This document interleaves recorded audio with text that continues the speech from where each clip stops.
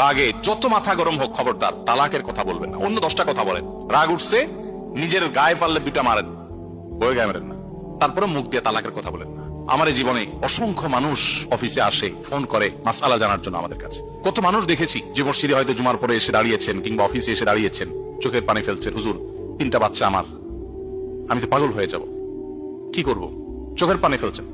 এই গতকালকের কথা, এখানে আসার পথে চায়নার গুয়ানজুতি এয়ারপোর্টে এক ভদ্রমহিলার সাথে দেখা। এত সুন্দর সুন্দর ফুটফুটে ছেলে মেয়ে, স্বামীর সাথে বিচ্ছেদ হয়ে গেছে। এদিকে স্বামী ছটফট করে মরছেন, এদিকে স্ত্রী মিস করছেন। ঝগড়াঝাটি জীবনের অংশ, ঝগড়াঝাটি হবেই, এগুলো একসময় আবার মিনিমাইজ হয়ে যাবে। তাহলে তালাকের কথা নয়। দাম্পত্য জীবনে 2-4 কথা হয়, ঝগড়াঝাটি মনোমালিন্য এগুলো হয়, এটা জীবনের অংশ। আপনি আমি কে?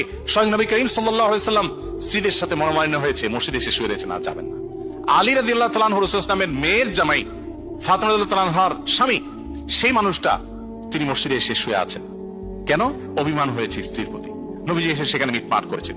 তাদের লাইফে যদি এটা হতে পারে, তাহলে আমাদের লাইফে স্বামী স্ত্রীর মধ্যে ঝগড়াঝাটি হয়, এটা স্বাভাবিক। আজকে যার সাথে ঝগড়া হচ্ছে 2-4-10 বছর ঠিক হয়ে যাবে। বিশেষ করে দাম্পত্য জীবনের শুরুর দিকে একবারে প্রথম তো মহব্বত আর ভালোবাসার ঢেউ খেলতে থাকে। কিছুদিন পর যেতে যেতে 1-2টা বাচ্চা হলে তখন এবার ঝগড়াঝাটি, মা বোন বিভিন্ন ইস্যু নিয়ে ভাই বোন হয়। এই সময়টা যদি সবর করে পার করে কেউ বুদ্ধিমত্তার সাথে, এরপরে আবার একটা সময় সুখ আর সুখ থাকে মরণ পর্যন্ত, বুড়াবুড়ি।